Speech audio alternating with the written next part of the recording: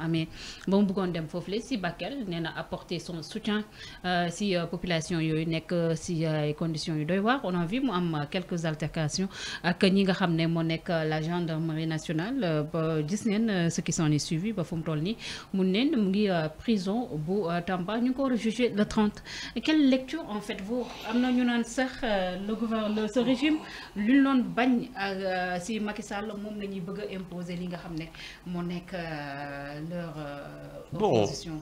Est-ce que vous partagez cette non avis? je ne partage bon man est-ce que aussi comportement Bougane bi aussi en face waaw je ne partage je ne dirais pas le régime non je pense que c'est vrai que il faut qu'on revoie et c'est une pour man jot na quoi qu'on revoie nos textes juridiques qu'on revoie tous nos textes yu bëri parce que man jàpp nit pour yóbbu ko refus d'obtempérer nga war ko tëdd kii ça veut dire kooku mun na def refus d'obtempérer nga convoqué ko au tribunal mu ñëw tribunal nga dóor ko amende mun na nekk 1 million 2 millions 3 millions xam nga ak yu demee noonu mais as-tu besoin nécessairement de prendre la personne de la mettre en prison je pense que c'est ça la loi c'est ce que disent nos textes. Refus d'obtempérer, rébellion. Je dis encore une fois, il est grand temps qu'on revoie nos textes. Lu ñuy yóbbee nit ñi kaso Sénégal dafa yomb. te nag dañu waxoon benn affaire. Juge des libertés. 7 mois après on en fait quoi toujours. On attend toujours. Voilà quoi dëkk buy ça veut dire dañuy teg affaire yi quoi wax bi dafa bëri dañ jëf lu ñu war a jëf. Ce pays. Quand j'entends le président, c'est le Premier ministre qui dit ce pays a des lois obsolètes par rapport à tout simplement au face-à-face boo xamante ne mën na ko def avec daf kaa bëgg a def ak Amadou Ba. Mais il a raison. Sénégal tey war nañu mu toog fi ay ñeneen mais non gars yi bëgg mais Sénégalais yi loolu lañ bëgg mais qu'on fasse des choses qui soient conformes au bon désir des Sénégalais. Mais ce qui est valable pour ça avec le Sénégal doit être valable pour la loi qui a amené Bougane en prison. C'est-à-dire, pour moi, il n'a pas besoin de le mettre en prison. Conditions de détention. Maintenant, Bougane a ce qu'il voulait. On a vu cette image où il est maltraité, machin, parce qu'il a refusé. Pour le Bougane. Mais bien sûr, mais cette image, elle a circulé dans le monde. Oui. Le Sénégal est devenu un pays intéressant. Pour il faut promouvoir Bougane. Mais tu sais quel Bougane va sortir de là-bas? Bon Bougane. Tu penses que c'est un Bougane amorphe moribond moo fay jógee. Bougane bu jógee foofu ban Bougane la fay jógee. 48 personnes ñu ne mooy partager la chambre de Bougane. Ouais, ça montre qui nous sommes rek. Oui, ça montre ce que nous pensons de nous. Ça montre qui nous sommes. Si nous avons des prisons, on te met 200, 150 personnes dans une cellule. Ça montre qui nous sommes, c'est tout. Bougane n'est pas n'importe qui aussi dans ce pays. Moi, le gars qui est à la prison de Rebeuss avec 150 personnes, c'est pas n'importe qui aussi. Ouais. Oui. Mais Sénégal, nos hommes politiques, nos autorités sont des privilégiés. Si à 64 ans après, on peut mettre des gens à 48, 150 dans une prison, ça montre qui nous sommes. Wow. En termes d'humanisme? Oui. Man fa lay waxee. Waaw. Nañ xoolaat mbir bi bu baax waaw.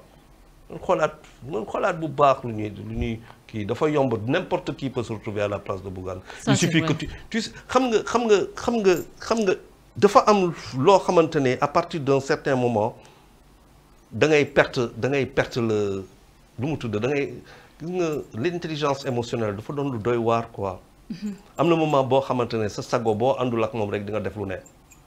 Mais c'est des choses qu'il faut savoir remettre dans leur contexte. Bougane il est parti ñu nekk le président xaw ma est-ce que am na wala amul. Bougane mun na xaar donte yow da ngay dem jàppale. waa Bakel mais bu ma demee jàppale waa Bakel.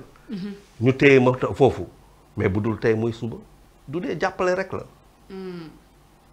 damay dem jàppale yóbbu su may damay dem jàppale waa Bakel ma nekk kilifa gendarme bi ñëw ne ma oui surtout que nos gendarmes quand même bon. Ils sont polis quand même. Oui, ils sont bien formés. Ouais.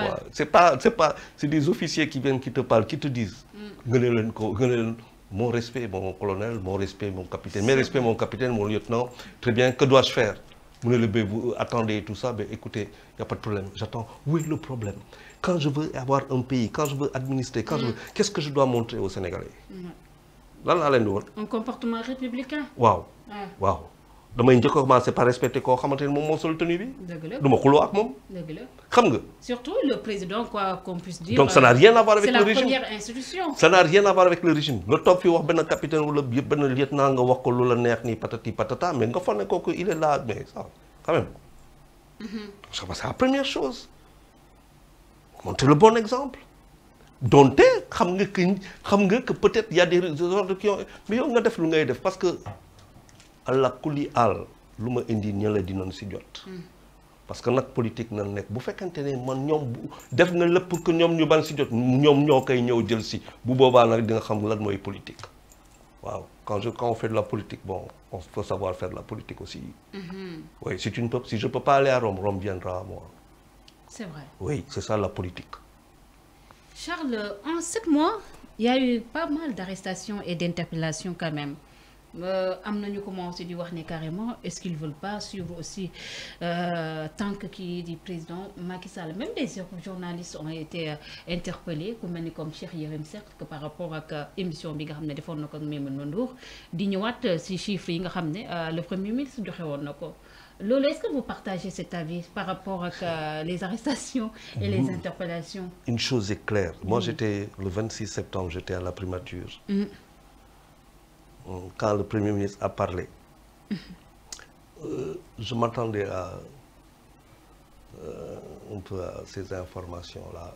Parce qu'en 2023, quand même, le FMI a alerté. Et a même parlé d'une possibilité de voir le déficit monter à 7,5. C'est vrai. Donc, moi, je ne vois pas contester. Maintenant, il y a la Cour des comptes. Là, est-ce qu'il fallait les appeler Yobu, qui, tout ça, Djaruko.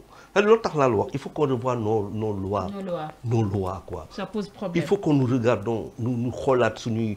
Il est grand moment qu'on fasse un toilettage de notre truc avec Internet Bifinek. Non, rien que nos lois sur la publicité datent de combien de temps? De 40 ans passés. De plus de 40 ans. Donc il y a des choses qu'il nous faut revoir. Et pour moi, on perd beaucoup de temps. Et honnêtement, la déception serait que les nouvelles autorités, justement, avec tout ce qui a été dit, qu'on en soit toujours à ce qui se passait avant. Maintenant aussi, wax lu la neex saaga ku la neex ah man xalaatu moon ñu war la yóbbu prison de mais lu lay fëgg travaux d'utilité publique ñëpp di la gis ngay balaye mbedd ba de 8 heures pendant une semaine tous les jours nga ñëw nga sol sa benn yëre bu bleu avec col yi ñu gis ak ay bot ngay balaye defe naa la boo di nga il y a des choses il faut humaniser il faut et puis haine bi dafa bëri. c'est-à-dire Sénégal dañu toll tey ñaari camp la waa Pastef ak ñu si c'est pas possible quand même. mun nañ bañ a ànd mun nañ bañ a suñu mais c'est pas la haine quand même. Pas possible quoi. Il y a trop de haine quand même. Il y a trop de haine. Pourquoi? Mais je pense qu'il faut aller trouver ça dans nos maisons. Je pense que affaire ici kër gi lay commencer. Kër yi dañu xat famille yi yaatu. Ah oui. Waaw donc c'est un problème d'espace. Et à partir de ce moment-là, ça devient... Notre société est devenue rapidement une société horizontale. Ay immeubles yu dul jeex léegi da ngay xool rek bul gaaree suma oto da ngay gis koo xamante ne këram ngi nii amul oto mais boo ñëwee gaaree sa oto si buntu këram parce que amoo foo koy gaaree mu créer le problème waroo gaaree sa oto fii suma kër la kër gi maa ko moom waroo ko fi on a des problèmes quoi ça c'est Sénégal il y a des problèmes mais kooku ay wax yu xóot la waaw. L'opposition et le pouvoir. On va parler un tout petit